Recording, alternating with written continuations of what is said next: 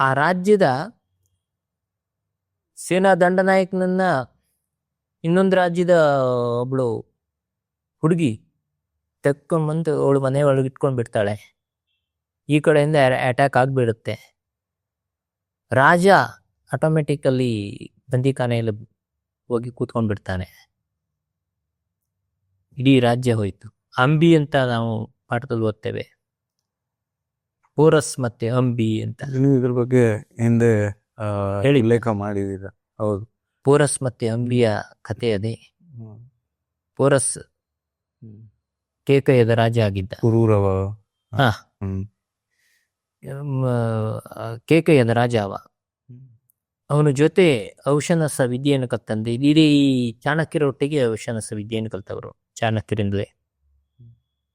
ಈ ಔಷನಸ ವಿದ್ಯೆಯನ್ನ ಉಷನಸ್ ಅಂತ, ಉಷನಾ ಕವಿ ಅಂತೆಲ್ಲ ಬರುತ್ತೆ. ಈ ಔಷನಸ ವಿದ್ಯೆಯನ್ನ ಪ್ರಯೋಗ ಮಾಡ್ತಾರೆ ಈ ತಕ್ಷಶಿಲೆಯ ಮೇಲೆ. ನೋಡ್ತಾ ಇದ್ದಾಗೆ ಇಡೀ ತಕ್ಷಶಿಲೆ ಅನ್ನೋದು ಅಂಬಿಯ ಕೈಯಿಂದ ಹೊರಟು ಹೋಗುತ್ತೆ.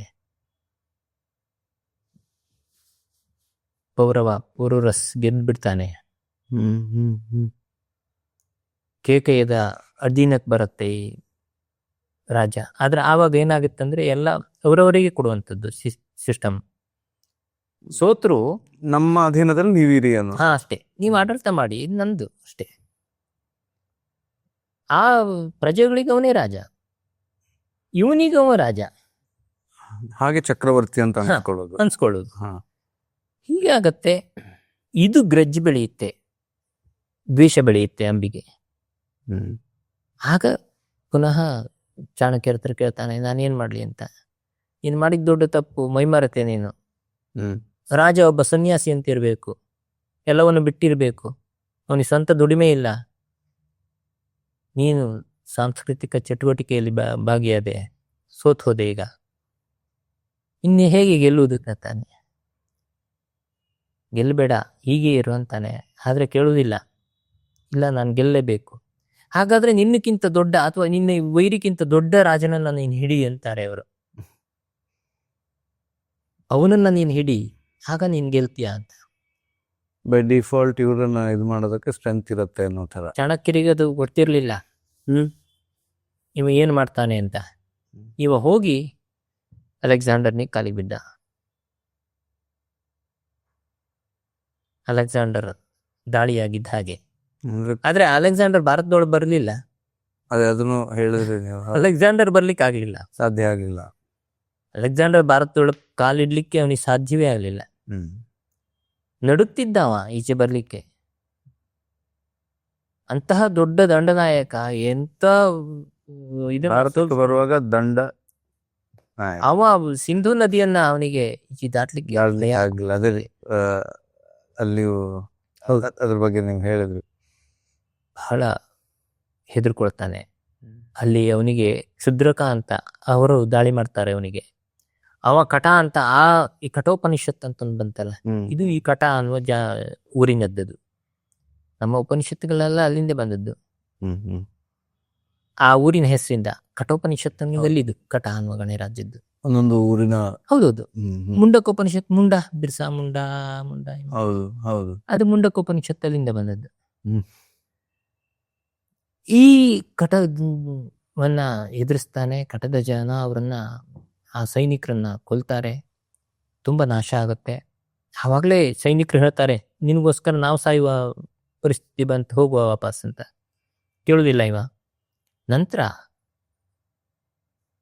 ಆಗ್ರೇಯಕ ಅಂದ್ರೆ ಈಗಿನ ಆಗ್ರ, ಅಲ್ಲಿಯ ಜನ ಮತ್ತೆ ಇವರು ಸೇರಿ, ಕ್ಷುದ್ರಕರು ಸೇರಿ ಅಟ್ಯಾಕ್ ಮಾಡ್ತಾರೆ ಅಲೆಕ್ಸಾಂಡರ್ ಮೇಲೆ. ಅಲೆಕ್ಸಾಂಡರ್ ಸೋತ್ ಹೋಗ್ತಾ, ಗಾಯ ಆಗತ್ತೆ ಮೈಯಲ್ಲಿ. ಆಮೇಲೆ ಸೈನಿಕರು ಹೇಳ್ತಾರೆ, ನಾವಿಲ್ಲಿ ಉಳಿಲಿಕ್ಕೆ ಸಾಧ್ಯ ಇಲ್ಲ, ವಾಪಸ್ ಹೋಗುವ ಅಂತ. ಆಮೇಲೆ ಹೋಗ್ತಾನೆ. ಆಮೇಲೆ ಹೋಗಿ ಸೆಲ್ಯೂಕಸ್ ಅಂತ ಒಬ್ಬ ಬರ್ತಾನೆ. ಸೆಲ್ಯೂಕಸ್ ಅನ್ನು ಬಂದಾಗ ಅವನ ಜೊತೆಗೆ ಇವ ಬರ್ತಾನೆ. ಯಾರು? ಮೆಗಾಸ್ತನಿಸ್. ಸೆಲ್ಯೂಕಸ್ನನ್ನ ಚಂದ್ರಗುಪ್ತ ಮೌರ್ಯ ಸೋಲಿಸ್ತಾನೆ. ಇಲ್ಲಿ ಸಿಂಧು ನದಿಗೆ ಹೋಗಿ ಸೋಲಿಸ್ತಾನೆ. ಸೋಲಿಸಿದ ನಂತರ ಸೆಲ್ಯೂಕಸ್ ಯುದ್ಧ ಕೈದಿಯಾಗಿ ಬರ್ತಾನೆ. ಅವನೊಟ್ಟಿಗೆ ಯುದ್ಧ ಕೈದಿಯಾಗಿ ಬಂದವ ಮೆಗಾಸ್ತನೀಸ್. ನಮ್ಮ ಇತಿಹಾಸಕಾರರಿಗೆ ಪರಮ ಪೂಜ್ಯ ಗುರು ಮೆಗಾಸ್ತನೀಸ್. ಬಟ್ ಅವನು ಹೇಗೆ ಗುರುವಾಗಿ ಪರಿವರ್ತಿತನಾದ? ಎಂತ ಮಣ್ಣು ಇಲ್ಲ. ಕನ್ವರ್ಷನ್ ಹೇಗಾಗಿದ್ದ? ಅಲ್ಲ ಅಂದ್ರೆ ಅದು ಕಾಲಾಂತರದಲ್ಲಿ ರೂಪ ಹೇಗ್ ಪಡ್ಕೊಳ್ತು ಅಂತ ಇದ್ರ ಬಗ್ಗೆನೂ ಕೂಡ ಉಲ್ಲೇಖ ಮಾಡಿದ್ರಿ ನೀವು. ಬಟ್ ಅದನ್ನ ಸೊ ವಿಸ್ತಾರವಾಗಿ ಅಂದ್ರೆ ಅದಕ್ಕೆ ಕಾರಣ ಏನಿರಬಹುದು ಅನ್ನೋದ್ರ ನೋಡಿ, ಬಗ್ಗೆ. ಅದ್ರ ಈಗ ಮೆಗಾಸ್ತನೀಸ್ ಅಂತಹ ದೊಡ್ಡ ಪ್ರಭಾವಿ ಆಗಿದ್ರೆ ಅವನು ಉಲ್ಲೇಖ ಆಮೇಲಿನ ಎಲ್ಲ ಶಾಸನಗಳಲ್ಲೂ ಬರ್ಬೇಕಿತ್ತಲ್ಲ ಬೇರೆ ಹೆಸರಲ್ಲಿ. ಬೇರೆ ಹೆಸರಲ್ಲಿ ಅವನು ಉಲ್ಲೇಖ ಬರ್ಬೇಕಿತ್ತು, ಬರ್ಲಿಲ್ಲ. ಅವ ಆ ರೀತಿಯಲ್ಲಿ ವ್ಯವಹರಿಸಲೇ ಇಲ್ಲ. ಏನೋ ಒಂದಿಷ್ಟು ಬರದ 3 ವರ್ಷದ ಮಗುವಿಗೆ ಮದುವೆ ಮಾಡ್ತಾರೆ. ಇವರಿಗೆಲ್ಲ ಇದು ರೆಕ್ಕೆಗಳಿರ್ತವೆ ಮನುಷ್ಯರಿಗೆ, ಇಲಿಗಳ ಮೇಲೆಲ್ಲ ಕೂತ್ಕೊಂಡು ಹೋಗ್ತಾರೆ. ಹೀಗೆಲ್ಲ ಬರ್ದಾವ. ಅವನ ಕಲ್ಪನೆಯಿಂದ ಕಲ್ಪನೆಯಿಂದ ಬರ್ದಾವ. ಕಂಡಿದ್ದು ಯಾಕೆ ಬರ್ದಿಲ್ಲ ಆಗಿದ್ರು? ಅವನಿಗೆ ಅವಶ್ಯವೇ ಇರಲಿಲ್ಲ. ಒಟ್ಟು ಬರ್ಕೊಂಡು ಹೋದಾವ, ಅದನ್ನ ಇವ್ರು ಹೌದಂತ ಒಪ್ಕೊಂಡ್ರು ಅಷ್ಟೇ. ಅವನೊಬ್ಬ ಇತಿಹಾಸಕಾರನಾಗಿ ಬರೆಯೋದಕ್ಕೆ ಹೋದಲ್ಲ. ಅವನಕ್ಕಿಂತ ದೊಡ್ಡ ದೊಡ್ಡ ಇತಿಹಾಸಕಾರರು ಇಲ್ಲ ಆಗಿದ್ರು ಅಷ್ಟೊತ್ತಿಗೆಲ್ಲ. ಹಾಗಿದ್ರೆ ಭಾರತದಲ್ಲಿ ಇತಿಹಾಸವನ್ನ ಕಾಪಿಡುವಂತಹ ಕಲ್ಪನೆ ಇತ್ತು. ಹೌದು, ತುಂಬಾ ಇತ್ತು. ಬಟ್ ಅದರ ರೀತಿ ಬೇರೆ ಇತ್ತು. ಹೌದು. ಯಾಕೆ ಇವತ್ತಿಗೆ ಆಗುವಾಗ ಒಂದು ದ್ವಂದ್ವಕ್ಕೆ ಕಾರಣ ಆಗಿದೆ? ದ್ವಂದ್ವಕ್ಕೆ ಕಾರಣ ಏನಾಯ್ತಂದ್ರೆ ಮಹಾಭಾರತದ ನಂತರ ನಿಮಗೆ ಕೊಂಡಿ ಸಿಗುವುದೇ ಇಲ್ಲ ಯಾರದ್ದು. ಅದೇ ಯಾಕೆ? ಮಹಾಭಾರತದ ನಂತರ ದೀರ್ಘಾವಧಿಯ ಕಾಲಾವಧಿಯ ರಾಜರನ್ನ ಇವರು ನಾಶ ಮಾಡಿದ್ರು. ರಾಜರನ್ನ ಅಂದ್ರೆ ಇತಿಹಾಸಕಾರರ ನಾಶ ಮಾಡಿದ್ದು. ಬಟ್ ಅದರ ಐತಿಹಾಸಿಕ ಉಲ್ಲೇಖಗಳು ಅಂತ ಸಿಗತ್ತೆ ನಿಮ್ಗೆ. ಈ ಪುರಾಣಗಳಂತ ನೀವೇನ್ ಹೇಳ್ತೀರಿ? ಪುರಾಣಗಳಲ್ಲಿ 3102 ಇಸ್ವಿ ಮಹಾಭಾರತ ನಂತರ ರಾಜರುಗಳು ಬರ್ತಾರೆ. ನೀವು ಬೇಕಷ್ಟು ರಾಜರು ಆಡಳಿತ ನಡೆಸುತ್ತೆ. ಪುರಾಣಗಳು ಉಲ್ಲೇಖ ಕೊಡ್ತಾವೆ. ಪುರಾಣಗಳು ಸುಳ್ಳಾಗ್ಲಿಕ್ಕೆ ಸಾಧ್ಯ ಇಲ್ಲ. ಆ ಉಲ್ಲೇಖಗಳನ್ನ ನೀವು ಒಪ್ಪಿಕೊಳ್ಳಿಬೇಡಿ ಅಂತ ಹೇಳಿದ್ದು ಈ ಕನ್ನಿಂಗ್ಹ್ಯಾಮ್. ಅವೆಲ್ಲ ಸುಳ್ಳು, ಅವುಗಳಿಗೆ ದಾಖಲೆ ಇಲ್ಲ ಅಂತ ಒಪ್ಕೊಳ್ಬೇಡಿ ಅಂತ. ಅಂದ್ರೆ ಅದನ್ನ ಬಲವಂತವಾಗಿ ಹೇರಲಾಯ್ತು. ಆದ್ರೆ ಅದೇ ನಿಮ್ಗೆ ಶಾಸನಗಳು ಸಿಗುತ್ತೆ ಅವರದ್ದೆಲ್ಲ ಉಲ್ಲೇಖ. ಶಾಸನಗಳಲ್ಲಿ ಸಿಗುದನ್ನ ಒಪ್ಕೊಳ್ಳಿಕ್ ಸಾಧ್ಯ ಇಲ್ಲ ಇವ್ರಿಗೆ. ಅಂದ್ರೆ ಎಲ್ಲಿ ಸ್ಟಕ್ ಆಗಿದ್ದೀವಿ ನಾವು ಹಾಗಿದ್ರೆ? ಇತಿಹಾಸದ ಭಾರತದ ಇತಿಹಾಸವನ್ನ ನೈಜ ಇತಿಹಾಸ ಅನ್ನೋ ಒಂದು, ಈಗ ನಮ್ಮ ಸರಣಿಯನ್ನೇ ನಾವು ಅದೇ ರೀತಿ ಯೋಚನೆ ಮಾಡ್ತಾ ಇದ್ದಿದ್ದು. ಭಾರತದ ನೈಜ ಇತಿಹಾಸವನ್ನ ಮೊದಲಿಗೆ ತಿಳ್ಕೊಳ್ಳುವಂಥದ್ದು, ಮತ್ತೆ ಒಪ್ಕೊಳ್ಳುವಂಥದ್ದು, ಮತ್ತೆ ಅದನ್ನ ನಮ್ಮ ನಿತ್ಯ ಜೀವನದ ಕಲಿಕೆಯಲ್ಲಿ ಆಗುಹೋಗುಗಳಲ್ಲಿ ಅದನ್ನ ಬಳಸ್ಕೊಳ್ಳುವಂಥದ್ದು. ಈಗ ಅದ್ರ ಬಗ್ಗೆ ಮಾತಾಡೋದೇನೆ ಒಂದು ದೊಡ್ಡ ಅಪರಾಧ ಅಂತ ಲೆವೆಲ್ಗೆ ಬಂದಿರುವ ಈ ಸಂದರ್ಭದಲ್ಲಿ ಹೇಗ್ ಸಾಧ್ಯ? ಹೇಗೆ ಏನು ಮಾಡ್ಬೇಕಾಗಿದೆ ಅದಕ್ಕೆ? ಯಾಕಂದ್ರೆ ನೀವು ಅದನ್ನ ನಿರಂತರವಾಗಿ ಗಮನಿಸ್ತಾ ಇರೋ. ನಿಮ್ಗೆ ವಿಷಯ ಹೇಳ್ತೇನೆ ಕೇಳಿ. ನಮ್ಮಲ್ಲಿ 3 ಘಟನೆ ನಡೀತು. ಒಂದು, ರಾವೆನ್ ಶಾ ಅಂತ ಒಬ್ಬ ಇದ್ದ. ಇವ ಕಟಕ್, ಈ ಒರಿಸ್ಸಾದ ಕಡೆ, ಅಲ್ಲಿ ಅಕ್ಕಿ ಬೆಳೀತಾರೆ. ಟನ್ಗಟ್ಲೆ ಅಕ್ಕಿಯನ್ನ ಅವ ವಿದೇಶಕ್ಕೆ ಸಾಗಿಸಿ ಬಿಡ್ತಾ. ಹಸಿವಿನಿಂದ 3 ಲಕ್ಷ ಜನ ಸಾಯ್ತಾರೆ ಕಟಕ್ನಲ್ಲಿ. 1836 ಏನೋ ಆ ಸಮಯದಲ್ಲಿ. ಅದ್ರ ನಂತರ ಅದೇ ಸಮಯದಲ್ಲಿ ದಂಗೆ ಹೇಳುತ್ತೆ ಉತ್ತರದಲ್ಲಿ. ಅಲ್ಲಿ ಸಹ 1.5 ಲಕ್ಷ ಜನ ಸಾಯ್ತಾರೆ. ಇದೆರಡನ್ನ ಬ್ರಿಟಿಷರಿಗೆ ಅನುಭವಿಸ್ಲಿಕ್ಕಾಗುದಿಲ್ಲ. ಅವರು ಬಹಳ ಕಷ್ಟಪಡ್ತಾರೆ. ಆವಾಗ ಒಂದು ಹುಟ್ಕೊಂಡ್ ಬಿಡುತ್ತೆ ಸಮಿತಿ. ಇದೆರಡನ್ನ ನಾವು ನಮ್ಮಿಂದ ಅದು ತಪ್ಪದೀಗ. ರಾವೆನ್ ಶಾ ಅನ್ನೋದು ಈಗಲೂ ದೊಡ್ಡ ಯೂನಿವರ್ಸಿಟಿ ಅದೀಗ. ಕಟಕ್ನ ದೊಡ್ಡ ಯೂನಿವರ್ಸಿಟಿ ಅದು ರಾವೆನ್ ಶಾ ಯೂನಿವರ್ಸಿಟಿ, ಇವತ್ತಿಗೂ ಇದೆ. ಇದೆರಡನ್ನ ನಾವು ತಪ್ಪಿಸ್ಬೇಕಿದ್ರೆ, ಈ 2 ಆಪಾದನೆಗಳಿಂದ ನಾವು ಹೊರಗೆ ಬರ್ಬೇಕಿದ್ರೆ ಇತಿಹಾಸ ಚೇಂಜ್ ಮಾಡಬೇಕು. ಆಗಲೇ ವಿನ್ಸೆಂಟ್ ಅಂದ್ರೆ ನಮ್ಮ ರಿಸೋರ್ಸಸ್ ಅನ್ನೆಲ್ಲ ತಗೊಂಡು ಹೋಗ್ತಾ ಇದ್ರು ಅನ್ನೋದನ್ನ ಮುಚ್ಚಿ ಹಾಕೋದಕ್ಕೋಸ್ಕರ. ಅಲ್ಲ, ಈ ನರಮೇಧ ಆಯ್ತಲ್ಲ, ಇದು ಮುಚ್ಚಾಕ್ಬೇಕು ಮೊದ್ಲು. ಅದು ದೊಡ್ಡದಲ್ಲ, ಅದೆರಡು ದೊಡ್ಡ ಕ್ರೈಮ್ ಅಲ್ಲ. ಹೌದು ಹೌದು. ಅದೆರಡು ಮುಚ್ಚಾಕ್ಬೇಕನ್ನೋ ಕಾರಣಕ್ಕೆ ವಿನ್ಸೆಂಟ್ ಸ್ಮಿತ್ ಅಂತ ಒಬ್ಬನ್ ತಕೊಂಬಂದ್ರು, ಭಾರತದ ಇತಿಹಾಸದ ಪಿತಾಮಹ ಅವ, ಇತಿಹಾಸಗಾರರಿಗೆ ಅಂತ ಅವ್ರು ಕೊಟ್ರು ಅವನಿಗೆ ಬಿರುದು. ಅವ ಏನ್ ಮಾಡಿದ, ಅವನು ಇತಿಹಾಸದ ಪಿತಾಮಹ ಹೌದು, ಆದ್ರೆ ನಮ್ಮ ಭಾರತ ಇತಿಹಾಸದ ಪಥ ಬೇರೆ, ಮೊದ್ಲು ಹಾಳು ಮಾಡ್ದವ ಅವ. ಪೂರ್ತಿ ಪಥ ಬೇರೆ. ಹೌದು. ಏನ್ ಮಾಡ್ದ, ಅಸ್ತಿತ್ವದಲ್ಲೇ ಇಲ್ಲದಂತಹ ಅಶೋಕ ಅನ್ನುವಂತಹ ಒಂದು ಕ್ಯಾರೆಕ್ಟರ್ ತಂದ. ಅಂದ್ರೆ ಅದು ಇಂಟೆನ್ಷನಲ್ ಆಗಿ. ಹೌದು. ಅಶೋಕ ಯುದ್ಧ ಮಾಡ್ದ ಕಳಿಂಗದ ಮೇಲೆ, ಅವ ಹಿಂದೂ ಆಗಿದ್ದ, ಯುದ್ಧ ಮಾಡ್ದ, ಅಲ್ಲಿಯ ಜನ ಸತ್ರಲ್ಲ, ಆ ಸತ್ತ ಜನರು ಸತ್ತದ್ದು ನೋಡಿ ಅವನಿಗೆ ಮನಸ್ಸು ಪರಿವರ್ತನೆ ಆಗಿತ್ತು. ಅವಾಗ ಶಾಂತಿಯ ಇದಾಗಿ ಅವ ಬೌದ್ಧ ಮತ ಸ್ವೀಕರಿಸಿದ, ಹುಟ್ಟು ಹಾಕಿದ್ರು. ಅದು ಆಗಿರ್ಬಾರ್ದು ಅಂತ ಕಾರಣದಲ್ಲಿ ಕಳಿಂಗದ ಶಾಸನ, ಧೌಳಿ ಶಾಸನ ಅಂತ ಸಿಗುತ್ತೆ ನಿಮ್ಗೆ, ಒಂದಲ್ಲ ಬೇಕಷ್ಟು. ಭಾರತದ ಯಾವುದೇ ಶಾಸನ ತಗೊಳ್ಳಿ, ಯುದ್ಧ ಆಗಿದ ವಿವರಣೆಗಳು ಸಿಗ್ತವೆ ನಿಮ್ಗೆ. ಸ್ವತಃ ಕಳಿಂಗದಲ್ಲೇ, ಅವನ ಪ್ರದೇಶದಲ್ಲೇ, ಇವ್ರು ಹೇಳುವಂತ ಪ್ರದೇಶದಲ್ಲಿ ಇದ್ದಂತಹ ಶಾಸನಗಳಲ್ಲಿ ಇದ್ದೇ ಇರಲೇಬೇಕಿತ್ತಲ್ಲ. ಅವ ಬೌದ್ಧ ಮತ ಸ್ವೀಕರಿಸಿದ. ಅವ ಈಗಿನ ಶಾಸನಗಳು ಏನ್ ಹೇಳ್ತಾ ಇದೆ, ಅದು ಸಂಬಂಧವೇ ಇಲ್ಲ ಶಾಸನಗಳು, ಅದು ನಶಿಸಿ ಹೋಗಿರ್ಬೋದು. ಅಶೋಕನ ಶಾಸನ ಅಂತಾನೆ ಹೇಳುದು ಇವ್ರದನ್ನ. ಆ ಶಾಸನಗಳಲ್ಲಿ ಆ ವಿಷಯವೇ ಇಲ್ಲ ಅಂತ ಹೇಳಿದ್ಮೇಲೆ ಈ ಬೌದ್ಧ ಧರ್ಮಕ್ಕೆ ಇದಾಗಿದೆ ಅಂತ ಹೇಳುವಂಥದ್ದು, ಬೌದ್ಧ ಧರ್ಮಕ್ಕೆ ಇದಾಗಿದ್ದು ಈ ಅಶೋಕ ಅಲ್ಲ, ಮೌರ್ಯ ಅಶೋಕ ಅಲ್ಲ, ಗೋನಂದ ವಂಶದ ಅಶೋಕ, ಕಾಶ್ಮೀರದಲ್ಲಿ ಇದ್ದಿದ್ದ. ಅವನು ಇವನಲ್ಲ, ಇವನು ಅವನಲ್ಲ, ಅಲ್ವೇ ಅಲ್ಲ. ಆ ಅಶೋಕನ್ ತಕೊಂಬಂದು ಇಲ್ಲಿ ಕೂರಿಸಿದ್ದು ಈ ಸ್ಮಿತ್. ಅದನ್ನ ಇವರೀಗ ಮುಂದುವರ್ಸ್ಕೊಂಡು ಹೋಗ್ತಾ ಇದ್ದಾರೆ.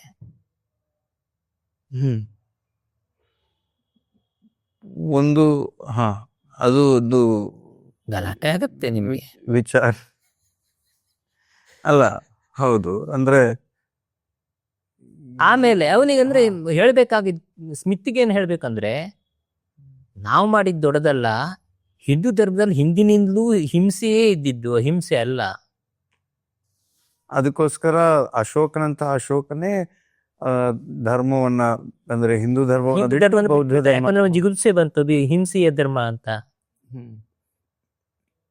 ತೋರಿಸಿದ್ದೀವ್ರಷ್ಟೇ. ಮೊಟ್ಟ ಮೊದಲಿಗೆ ಆ ಅಶೋಕ ಅನ್ನುವಂಥ ಒಂದು ಕ್ಯಾರೆಕ್ಟರ್ ಅನ್ನೋದನ್ನೇ ಕ್ರಿಯೇಟ್ ಮಾಡಿದ್ದಾರೆ ಅಂತ ನೀವು ಹೇಳ್ತೀರ.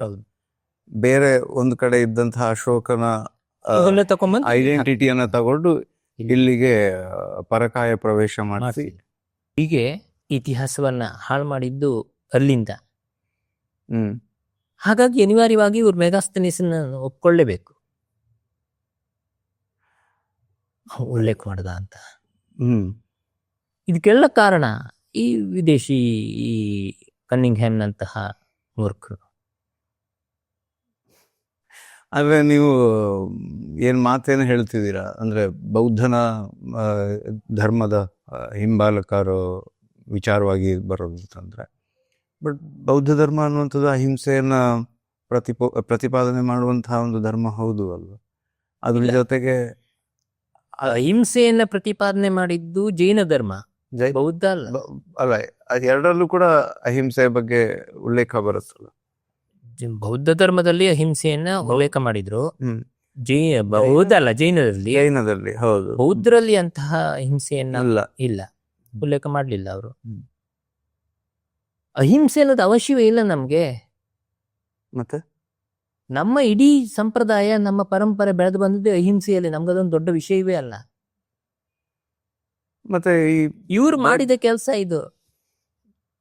ಅಂದ್ರೆ ಹಿಂದೂಗಳು ಈಗ ಯಾವ ಲೆವೆಲ್ಗೆ ಇವಾಗ ಇದಾಗಿದೆ ಅಂತಂದ್ರೆ, ಈ ಹಿಂದೂ ಧರ್ಮವೇ ಬೇರೆ, ಬೌದ್ಧ ಧರ್ಮ ಅನ್ನುವಂಥದ್ದು ಮತ್ತೆ ಜೈನ ಧರ್ಮ ಇರುವಂಥದ್ದು, ಮತ್ತೆ ಅದರ ಮಧ್ಯೆ ಅಂದ್ರೆ ಕಾಲಾಂತರದಲ್ಲಿ ತುಂಬಾ ತಿಕ್ಕಾಟಗಳು ನಡೆದಿರುವಂತದ್ದು ಇದೆಲ್ಲ ಹೌದು. ಕೂಡ ಬರ್ತಾ ಇದೆ. ಸೊ ಈ ವಿಚಾರದ ಬಗ್ಗೆ ಹೇಳೋದಾದ್ರೆ ಇಲ್ಲ, ಅದು ಯಾವುದೂ ಬೇರೆ ಅಲ್ಲ. ಹ್ಮ್ ಜೈನ ಧರ್ಮ ಅಥವಾ ಜೈನ ಪಂಗಡ, ಜೈನ ಮತ ಯಾವುದೇ ಜೈನ ಮತ, ಹೌದು. ಅಹಿಂಸೆಯನ್ನ ಬಹಳ ವಿಜೃಂಭಿಸಿದ್ರು ಅವರು. ಹ್ಮ್ ನಮ್ಮಲ್ಲಿ ಅಹಿಂಸೆಯನ್ನು ನಮ್ಗದೊಂದು ದೊಡ್ಡ ವಿಷಯವೇ ಅಲ್ಲ. ನಮ್ಗೆ ನಾವಿದ್ದದ್ದು ಅಹಿಂಸೆಯಲ್ಲಿ. ಅಹಿಂಸಾ ಪರಮೋ ಧರ್ಮ. ನಮ್ಗದ್ ಮೊದ್ಲಿಂದ ನಾವು ಹೇಳ್ಕೊಂಡು ಬಂದದ್ದು. ಅಲ್ಲಿಗೆ ಅಷ್ಟನ್ನೇ ಇವಾಗ ಇದು ಮಾಡ್ತಾರೆ, ಧರ್ಮ ಹಿಂಸಾ ತಥೈವ. ಹೌದು, ತಥೈವ. ಅಂದ್ರೆ ಧರ್ಮಕ್ಕೋಸ್ಕರ ಹಿಂಸೆ ಮಾಡೋದು ಸರಿ, ಹೌದು. ಅಲ್ಲ ಅಹಿಂಸೆ ಅನ್ನುವಂಥದ್ದು ಪರಮೋ ಧರ್ಮ ನಮ್ಗೆ. ಹೌದು, ಅಹಿಂಸಾ ಪರಮೋ ಧರ್ಮ ನಮ್ಗೆ. ಧರ್ಮ ಯಾವಾಗ ಹಿಂಸೆಯನ್ನು ಹೇಳುತ್ತೆ ಅಂತಂದ್ರೆ ಅದು ಹಿಂಸೆ ಆಗಿರುವುದಿಲ್ಲ. ಈಗ ಒಬ್ಬ ರಾಜ, ಅವನ ಮೇಲೆ ಅಟ್ಯಾಕ್ ಆಗುತ್ತೆ, ಅವನು ರಾಜ್ಯಕ್ಕೆ ದರೋಡೆಕೋರರು ಬರ್ತಾರೆ, ಅವರನ್ನ ಹತ್ತಿಕ್ಬೇಕಾದ್ರೆ ಅಹಿಂಸಾ ಪರಮೋ ಧರ್ಮ ಅಂತ ಅಲ್ಲಿ ಹೇಳಿದ್ರೆ ಅಹಿಂಸಾ ಆಗಲ್ಲ. ಪರಮೋ ಧರ್ಮ ಅಲ್ಲ, ಅವ ಧರ್ಮ ಧರ್ಮವೇ ಹಿಂಸೆ ಆಗಿರುತ್ತೆ ಅಲ್ಲಿ. ಅದಕ್ಕೆ ನೀವು ಜೈನ ಧರ್ಮಕ್ಕೆ ಬಂದ್ರು ಅವ ರಾಜನಾಗಿದ್ದವ ಯುದ್ಧ ಮಾಡ್ಲಿಲ್ವಾ? ಅಲ್ಲಿ ಯಾಕೆ ಅಹಿಂಸೆ ಬರ್ಲಿಲ್ಲ? ನಮ್ಮಲ್ಲೇ ಶಾಂತರಿದ್ರು, ಎಷ್ಟು ಜನ ಇದ್ರು, ರಾಷ್ಟ್ರಕೂಟರು ಅವರಿದ್ರು, ಹ್ಮ್ ಎಲ್ಲ ಯುದ್ಧ ಮಾಡಿದವ್ರಿ. ಹ್ಮ್ ಅಲ್ಲಿ ಹಿಂಸೆ ಅನ್ನೋದು ಅವ್ರು ಹೇಳುದೇ ಇಲ್ಲ. ಅಹಿಂಸೆಯನ್ನ, ಅಹಿಂಸೆ ಅನ್ನೋದು ನಮ್ಗೆ ಅವಶ್ಯವೇ ಇಲ್ದಿದ್ದು ವಿಷಯ ಅದೊಂದು. ಅದನ್ನು ಮತ್ತೆ ಇನ್ನೊಬ್ರು ಹೇಳ್ಕೊಡ್ಬೇಕಾದ ಅಗತ್ಯವೂ ಇಲ್ವಾ? ಇಲ್ಲ, ಯಾಕಂದ್ರೆ ನಮ್ ಗುರುಕುಲ ಶಿಕ್ಷಣ ಇದ್ದದ್ದೇ ಹಿಂಸೆ ಮಾಡಂತ ಎಲ್ಲೂ ಹೇಳಲಿಲ್ಲ ಅಲ್ಲ. ಅಹಿಂಸೆಯನ್ನೇ ಹೇಳ್ಕೊಟ್ಟಿದ್ದಲ್ಲ ಅಲ್ಲಿ. ಹಿಂಸೆ ಅಹಿಂಸೆ ಅನ್ನೋದ್ರಲ್ಲಿ ಬರುವುದೇ ಇಲ್ಲ ನಿಮ್ಗೆ. ನಮ್ದು ಜ್ಞಾನ ಪರಂಪರೆ ಏನಿದ್ರು ನಾವು ಗೆದ್ದಿರುವುದು ಎಲ್ಲದರಲ್ಲೂ ಜ್ಞಾನದಿಂದ. ಈಗ ವಿದೇಶದಲ್ಲೂ ನಮ್ಗೆಲ್ಲ ಬೇಕಾಗುವುದು ನಮ್ ಜ್ಞಾನ ಅಷ್ಟೇ. ಇಲ್ದಿದ್ರೆ ನಮ್ಗೆ ಎಲ್ಲಿ ಬೆಲೆ ಇತ್ತು? ನಮ್ಮ ವಿಲ್ಲು ಮತ್ತೆ ಸ್ಕಿಲ್ಲು ಜಾಸ್ತಿ ಇದ್ದಕ್ಕಿಂತ ನಮ್ಗೆ ಬೆಲೆ ಇರುವಂತ, ನಮ್ಮನ್ನು ನೋಡ್ಕೊಳ್ಳುವಂತ. ನಿನ್ನೆ ಒಂದು ಹೀಗೆ ಯಾವುದೊಂದು ಇದು ನೋಡ್ತಾ ಇದ್ದೆ, ಕಂಟೆಂಟ್ ನೋಡ್ತಾ ಇದ್ದೆ. ಅದರಲ್ಲಿ ಹೇಗೆ ಅಮೆರಿಕದ ಐ ಥಿಂಕ್ 0.1% ಹಾಗೆ, ನಾನು ಎಕ್ಸಾಕ್ಟ್ ಫಿಗರ್ ಗೊತ್ತಿಲ್ಲ, ಭಾಗ ಆಗಿರುವಂತಹ ಗುಜರಾತಿನ ಪಟೇಲ್ ಕಮ್ಯುನಿಟಿಯವರು ಅಮೆರಿಕದ ಸುಮಾರು 80% ಮೊಟೇಲ್ಗಳು ಅಂತಾರೆ, ಅಂದ್ರೆ ಸಣ್ಣ ಸಣ್ಣ ಹೋಟೆಲ್ಗಳು ಗೊತ್ತಿರುತ್ತೆ ನಿಮಗೆ. ಸೊ ಅದರ ಕಂಟ್ರೋಲ್ ಅವ್ರ ಕೈಯಲ್ಲಿರೋದಂತೆ.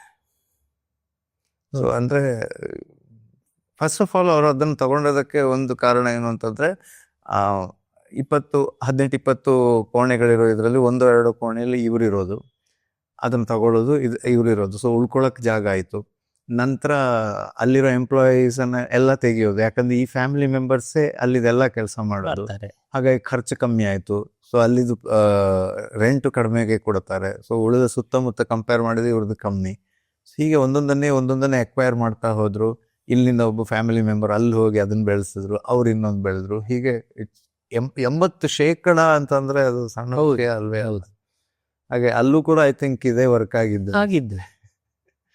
ಈಗಿನ ಉದಾಹರಣೆಗಳನ್ನ ನಾವು ನೋಡ್ತಾ ಇರ್ತೀವಿ. ಅಂದ್ರೆ ಉಳಿದದ್ದು ಈಗ ಆಲ್ಮೋಸ್ಟ್ ಹೆಚ್ಚಿನೆಲ್ಲ ಮೇಜರ್ ಸಂಸ್ಥೆಗಳ ಮೇಜರ್ ಸ್ಥಾನಗಳಲ್ಲಿ ಸಿಇಒ ಆಗಿರ್ಬೋದು, ಸಿಒಒ ಆಗಿರ್ಬೋದು, CFO, CTO ಆಗಿರ್ಬೋದು, ಎಲ್ಲದರಲ್ಲೂ ಕೂಡ ಭಾರತ ಮೂಲದವರು ಇದ್ದೇ ಇರ್ತಾರೆ. ಯಾಕಂದ್ರೆ ಇದಕ್ಕೋಸ್ಕರ. ಹೌದು, ಜ್ಞಾನ, ಬುದ್ಧಿವಂತಿಕೆ ಇವೆರಡು ನಮ್ಗದು ಗುರುಕುಲದಿಂದ ಬಂದಂತ ಶಿಕ್ಷಣ ಅವೆಲ್ಲ. ಹಾಗೆ ನಮ್ಮಲ್ಲೆಲ್ಲೂ ನೀವು ಬಾಂಬ್ ಹಾಕಿ ಅಂತ ಹೇಳ್ಕೊಡ್ಲಿಲ್ಲ ನಮ್ಗೆ, ಎಲ್ಲೂ ಯುದ್ಧ ಮಾಡಿ ಅಂತ ಹೇಳಲಿಲ್ಲ. ಅನಿವಾರ್ಯದಲ್ಲಿ ಯುದ್ಧ ಮಾಡಿದ್ರು. ಅನಿವಾರ್ಯ ಇದ್ರೆ ಮಾತ್ರ ಯುದ್ಧ ಮಾಡಿ